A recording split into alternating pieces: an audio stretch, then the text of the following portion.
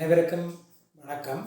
இந்த காணொலியானது இலங்கையில் ஜனாதிபதி தேர்தல் முடிவுற்று 9வது நிறைவேற்று ஜனாதிபதியாக ஜனாதிபதி அனுரகுமார திசாநாயக்க அவர்கள் பதவியேற்ற பின்புலத்திலே பதிவு செய்யப்படுகிறது. இலங்கையினுடைய ஏறத்தாழ 76 வருடகால வரலாற்றிலே 2 பிரதான கட்சிகள் அல்லாத ஒரு கட்சியைச் சேர்ந்த பிரமுகர் ஒருவர் ஜனாதிபதியாக பதவியேற்றுள்ளார். அதாவது ஆங்கிலத்தில் கூறுவதென்றால் ஒரு தேர்ட் ஃபோர்ஸ், அரசியலில் 3ஆம் சக்தி ஒன்று ஜனாதிபதி பதவியை கைப்பற்றுகின்ற முதலாவது தருணமாக இது இருக்கின்றது. இந்த தருணத்தை சாத்தியப்படுத்தியது 2022 நடைபெற்ற அறநிலைய போராட்டம் என்பது முற்றிலும் உண்மையானது. ஜனாதிபதி அனுரகுமார திசாநாயக்கனுடைய கட்சியான ஜனதா விமுக்தி பெரமுனுடைய முன்னாள் செயலாளரும் ரோகண விஜயவீரனின் கீழ் செயலாளராக இருந்த லயனல் போப்பகே அவர் நாடு திரும்பி அனுரகுமார திசாநாயக்கனுடைய தேர்தலிலே அவருக்கு ஆதரவாக கருத்துக்களை வெளியிட்டிருந்தார், காணொலிகளை பதிவு செய்திருந்தார். குறிப்பாக பேராசிரியர் நிர்மல் ரஞ்சன் தேவஸ்ரீ அவருடனான ஒரு நேர்காணல் ஒன்று பிரபலமாக பேசப்பட்டது. அது ஆங்கிலத்திலும் அது ஒரு பேட்டி ஒன்று வந்திருந்தது. அதிலே அவர் குறிப்பிடுகின்ற அனுரகுமார திசாநாயக்காவுக்கு வழங்கப்பட இருக்கின்ற தேர்தலுக்கு முன்னர் சொன்ன கருத்து, ஆணையானது சிஸ்டம் சேஞ்ச், அதாவது முறைமையில் ஏற்படுத்தப்படுகின்ற மாற்றம் தொடர்பான ஒரு குறைந்தளவு மினிமலிஸ்ட் பார்வையை தான் முன்வைக்கின்றது என்றும், அது 2 விடயங்களை பிரதானமாக மையப்படுத்தியது என்றும், ஒன்று ஊழலை இயன்றளவு குறைத்தல் அல்லது இல்லாதிருத்தல், 2வதாக தேவையில்லாத செலவினங்களை கட்டுப்படுத்தல், கரப்ஷன், 2வது வேஸ்ட் மேனேஜ்மெண்ட் என்று குறிப்பிட்டிருந்தார். ஆகவே கோரப்படுகின்ற ஆணை, அனுரகுமார திசாநாயக்கனால் தேர்தலின் போது கோரப்பட்ட ஆணையானது, அவர் ஒரு மார்க்சிய லெனினிச கட்சியைச் சேர்ந்தவராக இருந்தாலும் அது ஒரு அடிப்படையிலான பொருளாதார நிலைமாற்றத்தை ஏற்படுத்தக்கூடிய ஒரு ஃபண்டமெண்டல் எக்கனாமிக் டிரான்ஸ்ஃபர்மேஷனை ஏற்படுத்தக்கூடிய அல்ல ஏற்படுத்த விரும்புகின்ற விடயத்துக்கு ஆணையை கேட்பதாக இருக்கவில்லை. அவ்வாறாக அது கருதப்படக்கூடாது என லயனல் போப்பகே குறிப்பிடுகிறார். யூனிவர்சிட்டி காலேஜ் லண்டனிலே கலாநிதி பட்ட ஆய்வுக்காக அங்கு மாணவராக உள்ள அரசியல் விஞ்ஞானியான பசன் ஜெயசிங் என்பவர் எழுதின கட்டுரை ஒன்றிலே, இடதுசாரி அரசியலானது அல்லது கம்யூனிஸ்ட் அரசியல் சித்தாந்தமானது இந்த நாட்டினுடைய அதிகாரத்தை கைப்பற்றிவிடும் என்ற பயமானது தாராண்மைவாதிகளுக்கு, அதிகாரத்தில் உள்ள நபர்களுக்கு ஒரு பயத்தை கொடுத்ததாயினும், அனுரகுமார திசாநாயக்கானவர் IMFனுடைய உடனான உடன்பாட்டில் தான் பெரிதும் மாற்றங்களை ஏற்படுத்த மாட்டேன் என்று வாக்குறுதி அளித்ததிலிருந்து அவர் தற்போது நிலவுகின்ற பொருளாதார ஒழுங்கிலிருந்து பெரிதாக மாற்றம் எதனையும் முன்னிறுத்தவில்லை. ஆகவே தற்போது நிலவுகின்ற பொருளாதார ஒழுங்கினுடைய தொடர்ச்சித்தன்மையை அவரும் முன்கொண்டு செல்வார் என்பதனை ஒரு விமர்சனாக தேர்தல் காலப்பகுதியில் எழுதின கட்டுரை ஒன்றிலே குறிப்பிட்டிருந்தார். லயனல் போப்பகே குறிப்பிடுவது போல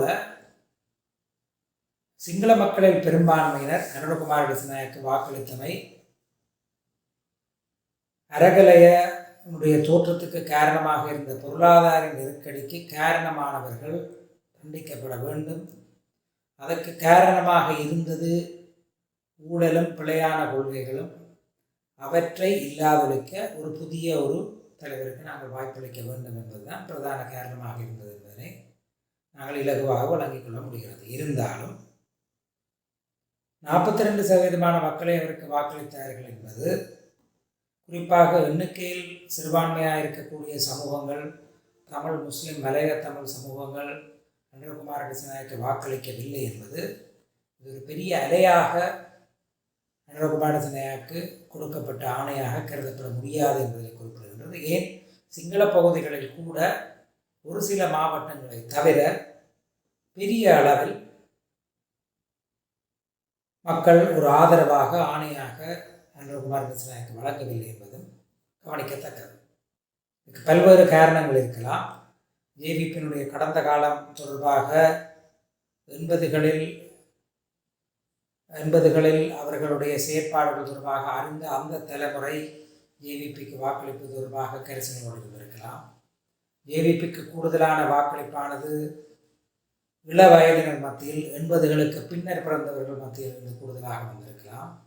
அல்லது ஜேவிபியினுடைய வரலாறு எவ்வாறாக இருந்தாலும் தற்போது மாற்றத்துக்கான உண்மையான முகமாக அனுரகுமார் திசாநாயக்க மாத்திரம்தான் இருக்க முடியும் என்ற முடிவுக்கு அவர்கள் வந்திருக்கலாம். போன்ற பல்வேறு காரணங்களால் அனுரகுமார் திசாநாயக்கனுடைய வெற்றி சாத்தியமானது. 50% மேற்பட்டவர் பெறமாட்டார் என பலர் கூறியிருந்த போதிலும் 1.3 மில்லியன் வாக்கு வித்தியாசத்தில் சஜித் பிரேமதாசை தோற்கெடுத்திருக்கின்றார் என்பது ஒரு குறிப்பிடத்தக்க விடயம். கூடுதலாக ஒரு பெருவாரியான ஒரு ஆணையை அனுரகுமார் திசாநாயக்க பெறாவிட்டாலும் சஜித் பிரேமதாசாவுக்கு அதற்கு நிகரான அதற்கு அண்மித்த ஆணையை கூட வழங்க முடியாது என்பது தெளிவாக மற்ற 2 பிரதான வேட்பாளர்களோடு ஒப்பிடும் பொழுது அனுரகுமார் திசாநாயக்கை நாங்கள் வாக்களிக்க வேண்டும் என்ற தெரிவிலே சிங்கள மக்கள் தெளிவாக இருந்தார்கள் என்பதனை காட்டியிருக்கின்றது. தற்பொழுது பதவியேற்றுள்ள அனுரகுமார் திசாநாயக்க பல்வேறு சவால்களை எதிர்நோக்குகின்றார். அரசியலமைப்பு சவால்கள், சமூக சவால்கள், பொருளாதார நெருக்கடி சார்ந்த சவால்களை எதிர்கொள்ள வேண்டும் என்பது உண்மை. இதில் முதலாவதாக அரசியலமைப்பு நெருக்கடிகளை பார்ப்போம். இன்றைய தினம் அவர் ஜேவிபி கட்சியைச் சேர்ந்த 4 பாராளுமன்ற உறுப்பினர்கள் கடந்த பாராளுமன்றத்திலே அங்கம் வகித்தார்கள். நான் கடந்த என்று சொல்வது இந்த காணொலி ஏற்றப்படும் போது தற்போதைய பாராளுமன்றம் கலைக்கப்பட்டிருக்கும் என்ற ஊகத்திலே இன்றைய தினம் இன்று பேசுகின்ற நாங்கள் இதனை பதிவு செய்கின்ற இன்றைய தினம் இன்று இரவு பாராளுமன்றம் கலைக்கப்படக்கூடும் என்று தகவல் சொல்கிறேன். அந்த பாராளுமன்றத்திலே 4 பாராளுமன்ற உறுப்பினர்கள் தான் இருந்தார்கள். அவற்றில் ஒருவர் ஜனாதிபதியாக வருகிறார். ஆகவே அந்த ஆசனமும் வேறொருவருக்கு வழங்கப்படுகிறது. அந்த 4வரில் தற்போது 3 பிரதமராகவும் 2 அமைச்சர்களாகவும் நியமிக்கப்படுகிறார்கள். அரசியலமைப்பை பொறுத்தவரையிலே பாராளுமன்றத்தின் பெரும்பான்மையின் நம்பிக்கையை பெற்று ஒருவரே பிரதம மந்திரியாக நியமிக்கப்பட வேண்டும். இது சாதாரண மொழியில் பாராளுமன்றத்தில் பெரும்பான்மை பெற்ற கட்சியின் தலைவரே பிரதம மந்திரியாக நியமிக்கப்பட வேண்டும் என்ற விடயத்தை தான் குறித்து நிற்கின்றது. இது 19வது அரசியல் அமைப்பு சீர்திருத்தங்களாக கொண்டு வரப்பட்ட ஒரு விடயம். இருந்தாலும் கலாநிதி ஹரணி அமரசூரி அவர்கள் நிச்சயமாக பெரும்பான்மை பெற்ற கட்சியின் தலைவர் இல்லை என்றாலும் பிரதமர் தினேஷ் குணவர்த்தன தனது பதவியை ராஜினாமா செய்த சூழலில் அரசாங்கம் ஒன்றை கொண்டு நடத்த வேண்டிய சூழலில் வேறு வழி இல்லாமல் ஹரணி அமரசூரியை நியமிக்க வேண்டிய ஒரு நிலைக்கு அனுரகுமார் திசாநாயக்க தள்ளப்பட்டார். இருந்தாலும் அரசியலமைப்பால் விதந்துரைக்கப்படுகின்ற இந்த பெரும்பான்மையின் நம்பிக்கையை பெற்ற நபர் இல்லை என்ற விடயம் என்பது இருக்கின்ற காரணத்தினால் பாராளுமன்றத்தை கலைப்பதை தவிர அவருக்கு வேறு எந்த வழியும் இருக்கவில்லை. ஏனென்றால் பாராளுமன்றத்தினுடைய பெரும்பான்மையுடைய நம்பிக்கையை அவர் பெற்றிருக்கின்றாரா என்பதனை பரிசோதிப்பது பார்ப்பதற்கு ஒரு சூழல் வந்தால் அவர் அந்த பரிசோதனைகளை வெற்றி பெற மாட்டார் என்ற உண்மையும் இருக்கின்ற காரணத்தினால் பாராளுமன்றத்தை கலைத்து புதிய தேர்தலுக்கு போவதை தவிர அவருக்கு வாய்ப்புகள் இருக்கவில்லை. ஆகவே 3 பாராளுமன்றங்கள் 4வது பாராளுமன்றங்கள் தெரிவு செய்யப்பட்டதாக வர்த்தமான அறிவித்தல் வழங்கப்பட்டாலும் அரசியலமைப்பில் சொல்லப்பட்டார் போல் அவர் உறுதியுரை ஏற்பது பாராளுமன்றத்தின் முன்னால் உறுதியுரை ஏற்க வேண்டும் என்ற விடயம் இருக்கத்தக்கதாக அதில் ஏதேனும் சட்ட சிக்கல்கள் ஏற்பட்டாலும் பாராளுமன்றத்தை கூட்டி அவர் உறுதிமொழி எடுத்து பாராளுமன்ற உறுப்பினராக அமர்ந்து வாக்களிக்கக்கூடிய நபராக வருவதற்கு முன்னர் அவர் அமைச்சராக பதவி வகிக்கலாமா என்பது தொடர்பிலே இருந்திருக்கக்கூடிய சட்ட இடைவெளிகள் சட்ட சிக்கல் காரணமாக அவர் நியமிக்கப்படாமல் இருந்திருக்கக்கூடும். ஆகவேதான் 3+4 அதாவது ஜனாதிபதி உட்பட 3 பாராளுமன்ற உறுப்பினர்கள் இந்த அமைச்சரவை சுருக்கப்பட்டுள்ளது. தற்பொழுது அரசியலமைப்பு சட்டம் என்ன சொல்லுகின்றது என்றால் பாராளுமன்றம் கலைக்கப்படும் போது இருந்த பிரதமரும் கேபினட் ஆஃப் மினிஸ்டர்ஸும் அமைச்சரவையும் தொடர்ந்து புதிய பாராளுமன்றம் தெரிவு செய்யப்படும் வரை இருக்கலாம். ஆகவே ஹரணி அமரசூரிய தலைமையிலான அமைச்சரவை அனுரகுமார் திசாநாயக்க தலைமையில் பிரதமராக ஹரணி அமரசூரியாக கொண்ட அமைச்சரவையானது புதிய பாராளுமன்றம் தெரிவு செய்யப்படும் வரை அவர்களுக்கு எந்த விதமான சட்ட சிக்கலும் ஏற்படாது என கொள்ளலாம். யாராவது பாராளுமன்றத்தில் பெரும்பான்மை பெறாத ஒரு நபரை அவர் நியமித்து விட்டார் என்று வழக்கு தாக்கல் செய்தாலுடைய அதற்குரியான அரசியல் நீர்நிலைகள் இல்லை என்றுதான் சொல்ல வேண்டும். இந்த புதிய அமைச்சரவைக்கு எந்த பிரச்சனையும் இல்லை. 3 நபர்கள் முழு நாட்டை நிர்வகிக்க வேண்டிய தேவை இருக்கிறது. ஆரம்பத்திலே ஜனாதிபதியின் செயலாளரை மற்றும் 2 அமைச்சர்களின் செயலாளர்களை நியமித்தாலும் அமைச்சுகளின் செயலாளர்கள் இயங்குவதற்கு அமைச்சர் இருக்க வேண்டும் என்ற அரசியலமைப்பின் தேவைப்பாடு காரணமாக தற்போது 3 அமைச்சர்களையும் அவர்களுக்குரிய அமைச்சுகளையும் ஒதுக்கியதன் பின்னராக முறையாக அவர் செயலாளர்களையும் நியமித்துள்ளார். தற்பொழுது அனுரகுமார் திசாநாயக்க இருக்கக்கூடிய சவால் பாராளுமன்றம் கலைக்கப்பட்டுள்ளது. அரசியலமைப்பின் பிரகாரம் நாடாளுமன்றம் கலைக்கப்பட்டு 3 மாதங்களுக்குள் புதிய நாடாளுமன்றம் கூட்டப்பட வேண்டும் என அரசியலமைப்பு கூறுகிறது. ஆகவே இன்றைய தினம் செப்டம்பர் 24 பாராளுமன்றம் கலைக்கப்பட்டால் டிசம்பர் 24க்கு முன்பதாக பாராளுமன்றம் கூட்டப்பட வேண்டும் என அரசியலமைப்பு கூறுகிறது. அதற்கு முதல் தேர்தல் செயல்முறைகளான வேட்பு மனுக்களை கோரல், அதற்கான அவகாசத்தை வழங்குதல், அவற்றை பரிசீலிப்பதற்கான காலப்பகுதி, பின்னர் தேர்தல் பிரச்சாரத்துக்கான காலப்பகுதி ஆகியவற்றை வைத்து நோக்கின்ற பொழுது நவம்பர் இறுதி வாக்கில் தேர்தல் வரலாம் என நாங்கள் எதிர்பார்க்கலாம்.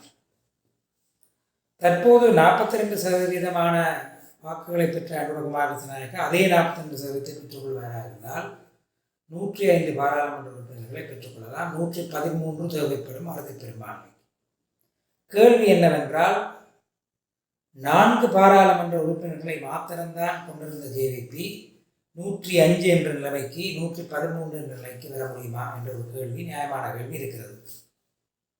ஒரு சாரார் கூறுகிறார்கள், புதிய ஜனாதிபதி ஒரு அலையின் மீது பிரயாணித்து வந்த ஜனாதிபதி அந்த அலையை பாவித்து பாராளுமன்ற தேர்தலுக்கு போகும்போது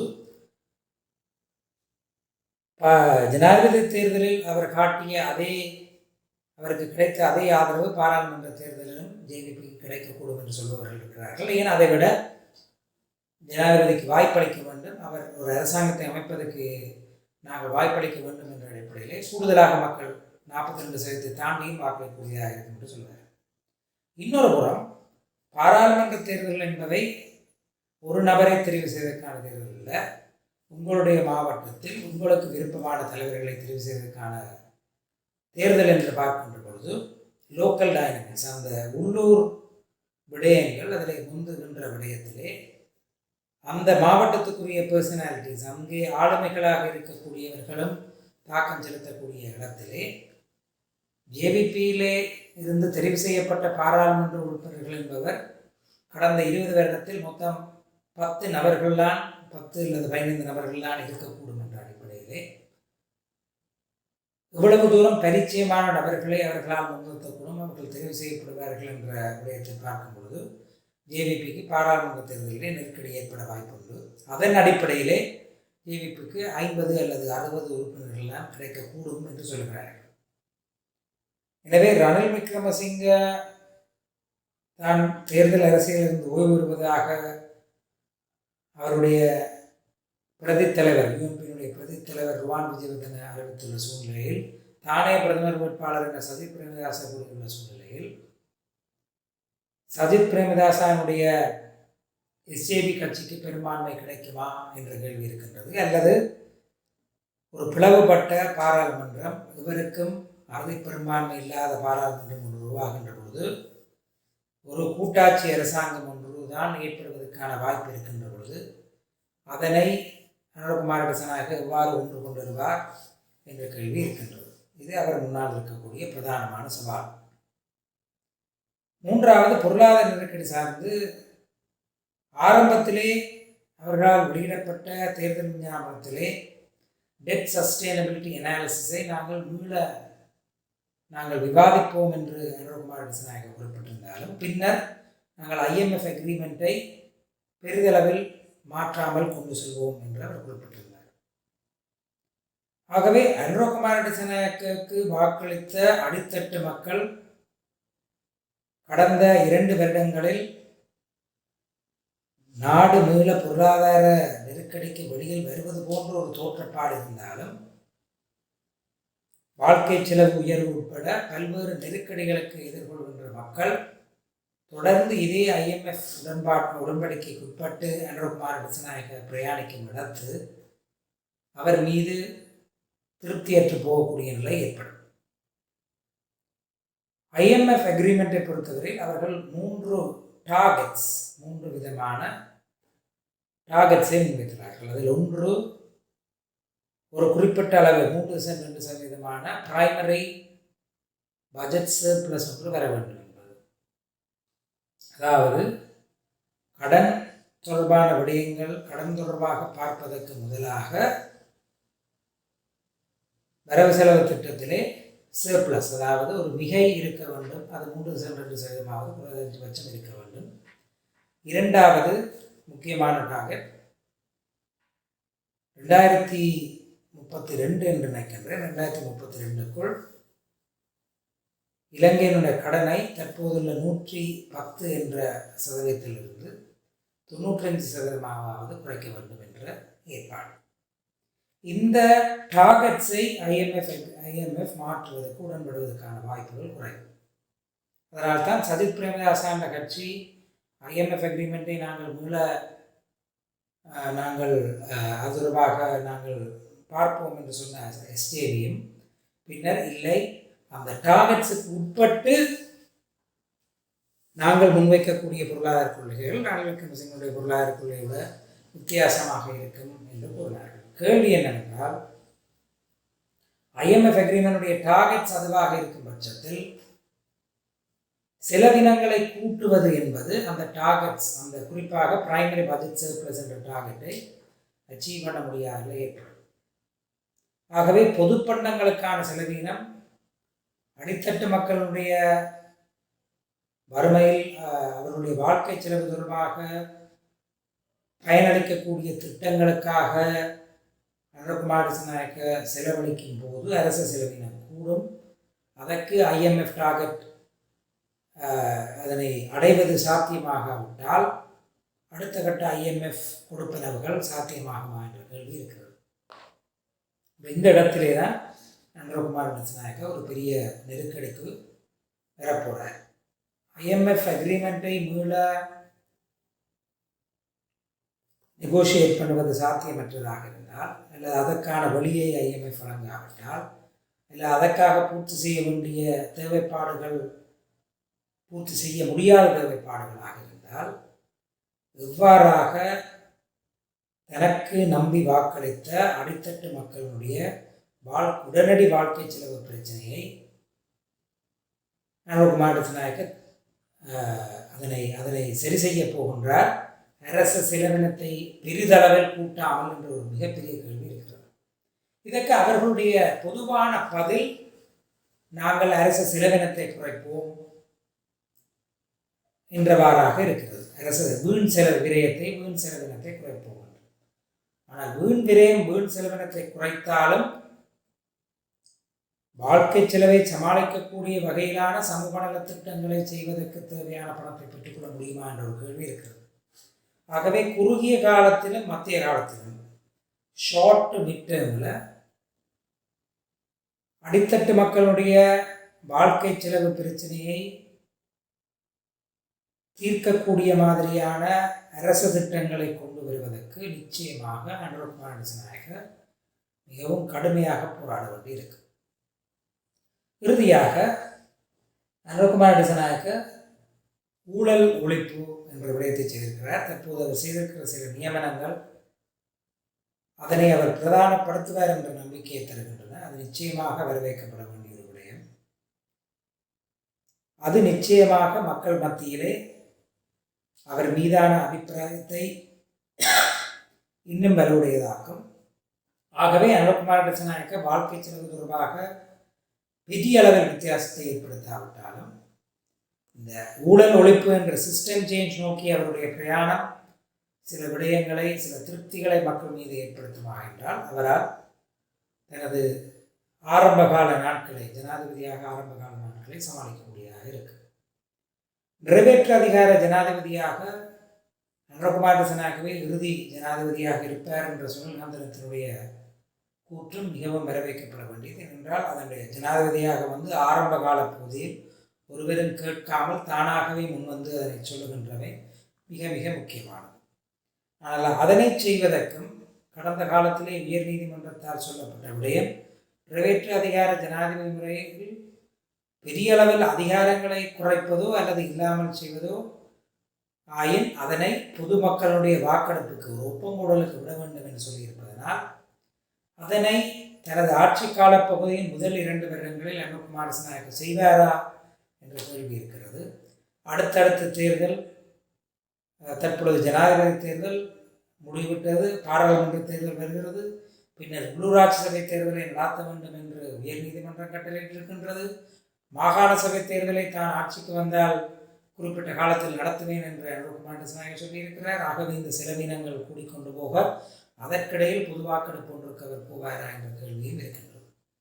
ஆகவே முதல் 2-3 வருடத்துக்குள் நிறைவேற்று அதிகார ஜனாதிபதி ஒழிப்பு நடைபெறும் என்று நம்புவதற்கு இல்லை. ஆனால் அதை நோக்கி அவர் செல்வார். அல்லது புதிதாக ஒரு அரசியலமைப்பை உருவாக்க வேண்டும். அந்த புதிய அரசியலமைப்பை உருவாக்குவதன் மூலம் அதற்கு பொது வாக்கெடுப்பு தேவையில்லை என்று கூட நாங்கள் சொல்லலாம்.